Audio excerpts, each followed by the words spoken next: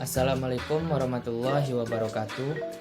Kami dari Fakultas Kedokteran Universitas Muhammadiyah Sumatera Utara, kami dari kelas B ingin mempresentasikan hasil diskusi Pancasila yang berjudul Perjalanan Dibentuknya Pancasila pada Sidang BPUPKI yang beranggotakan Adelia Lisnata, NPM 2008260165, kemudian Dito Eriandi 2008260163, kemudian Najla Safiranova 2008260166, kemudian Rivia Juni Putri NPM 2008260168, dan ada Sonia Khairunisa Putri Hutagalung NPM 2008260169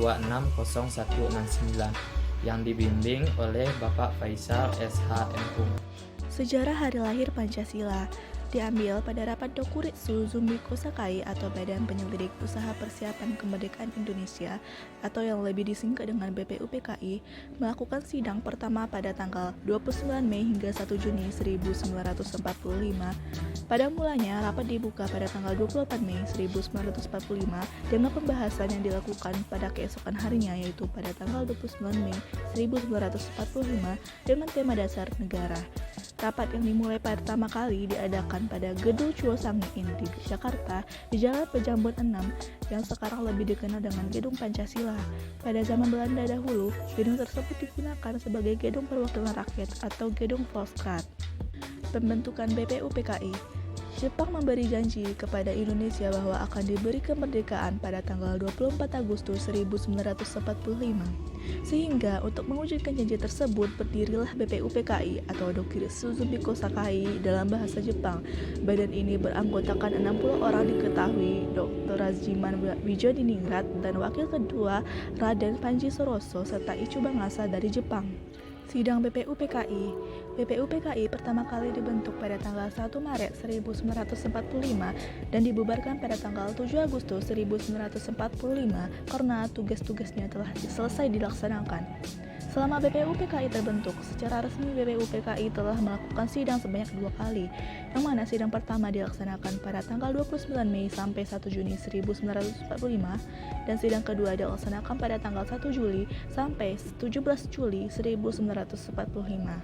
BPUPKI beranggotakan 67 orang yang terdiri dari 60 orang Indonesia dan 7 orang Jepang yang bertugas mengawasi. Ketuanya adalah Rajiman Wijodiningrat dan wakil ketua yaitu Hibangase Yoshio dan Soroso. Sidang pertama BPUPKI pada tanggal 29 Mei sampai 1 Juni 1945 yang membahas mengenai rumusan dasar negara sebagai agenda sidang. Lalu terdapat 3 pembicara yaitu Muhammad Yamin pada tanggal 29 Mei 1945, Supomo pada tanggal 31 Mei 1945 dan Insinyur Soekarno pada tanggal 1 Juni 1945.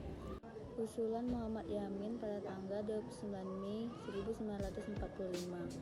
Yang pertama, beliau mengusulkan pri kebangsaan, yang kedua pri kemanusiaan, yang ketiga pri ketuhanan, yang keempat pri kerakyatan, dan yang kelima kesejahteraan rakyat. Di samping usulan lisan, beliau juga mengusulkan usulan tertulis. Usulan dari Supomo pada tanggal 31 Mei 1945. Ada 3 teori landasan. Yang pertama adalah teori perseorangan yang dianut oleh negara liberal di Eropa dan Amerika Serikat. Tokoh-tokoh aliran ini adalah John Locke, Thomas Hobbes, J.J. Rousseau, H.J. Lasky, dan lain-lain. Negara adalah wujud kontak sosial, masyarakat bebas berbuat selama tidak melanggar kontrak atau hukum. Negara adalah masyarakat hukum atau legal society. Individu tidak boleh banyak dikekang. Yang kedua adalah teori kelas atau golongan. Awalnya negara adalah alat kekuasaan kelas atas yang berkuasa untuk menindas kelas bawah. Kelas bawah harus bersatu untuk revolusi dan merebut kekuasaan. Bila revolusi berhasil, maka kendali ada di tangan kelas proletar. Bernegara dijalankan dengan kekuasaan sentral atau terpusat dan semua hal harus diatur negara.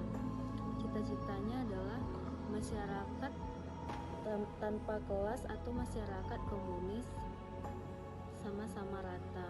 Teori yang terakhir adalah teori integralistik yang diusulkan oleh Supomo. Selanjutnya yaitu Insinyur Soekarno yang mengusulkan pendapatnya pada tanggal 1 Juni 1945. Jadi Insinyur Soekarno ini mengajukan 3 usulan dasar negara, yaitu Pancasila, Trisila, dan Ekasila. Adapun usulan Insinyur Soekarno mengenai Pancasila, yang pertama yaitu kebangsaan atau nasionalisme, yang kedua kemanusiaan atau internasionalisme, yang ketiga musyawarah mufakat atau demokrasi, yang keempat kesejahteraan rakyat, dan yang kelima yaitu ketuhanan yang berkebudayaan. Adapun usulan Insinyur Soekarno mengenai Trisila, yang pertama yaitu sosial nasionalisme, yang kedua sosiodemokrasi, dan yang ketiga ketuhanan. Sedangkan usulan Insinyur Soekarno mengenai Ekasila yaitu gotong royong, dan gotong royong ini adalah ide asli dari orang Indonesia. Nah, setelah pidato Soekarno sidang 1 dihentikan dan dibentuklah panitia kecil yang berjumlah 8 orang. Tugasnya yaitu menggolongkan usul tertulis yang masuk sebelumnya. Setelah panitia kecil bekerja, diperoleh usulan terbanyak. Jadi usulan terbanyak yang masuk yaitu agar Indonesia merdeka selekas-lekasnya. Nah, ada perbedaan pendapat mengenai hubungan agama dan hubungan negara. Golongan agama Islam itu mengusulkan agar negara berdasarkan syariat Islam, sedangkan golongan nasionalis itu mengusulkan agar negara persatuan. Karena ada berbeda pendapat yang harus diselesaikan, maka dibentuk panitia kecil lagi yang mewakili kedua golongan tersebut. Panitia ini dikenal dengan nama Panitia 9. Pada tanggal 22 Juni 1945, Panitia 9 berhasil mencapai kesepakatan dalam rancangan preambul hukum dasar atau yang biasa kita sebut dengan Piagam Jakarta. Piagam Jakarta adalah cikal bakal dari pembukaan Undang-Undang Dasar 1945, hanya ada perbedaan pada rumusan Pancasila yang ke-1, yaitu ketuhanan dengan kewajiban menjalankan syariat Islam bagi pemeluk-pemeluknya. Panitia 9 bersidang tanggal 22 Juni 1945 yang menghasilkan kesepakatan dasar negara yang tertuang dalam alinea keempat rancangan preambule, yaitu ketuhanan dengan kewajiban menjalankan syariat Islam bagi pemeluk-pemeluknya, kemanusiaan yang adil dan beradab, persatuan Indonesia, kerakyatan dipimpin oleh hikmah kebijaksanaan dalam pemusatan perwakilan dan keadilan sosial bagi seluruh rakyat Indonesia.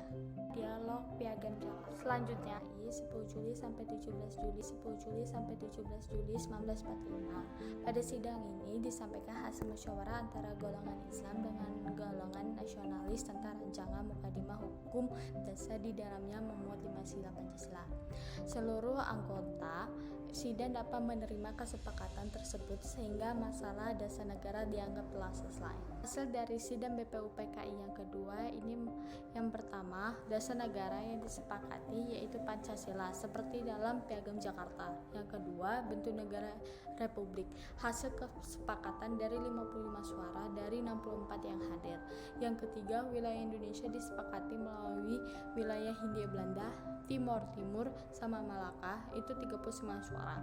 Yang keempat, dibentuk 3 panitia kecil. Dari materi yang telah disampaikan, maka dapat disimpulkan bahwa setelah melalui proses yang cukup panjang, akhirnya rumusan Pancasila tersebut selesai dirumuskan untuk kemudian dicantumkan ke dalam Undang-Undang Dasar 1945. Lalu setelah itu disahkan dan dinyatakan sebagai dasar negara Indonesia merdeka pada tanggal 18 Agustus 1945 oleh BPUPKI.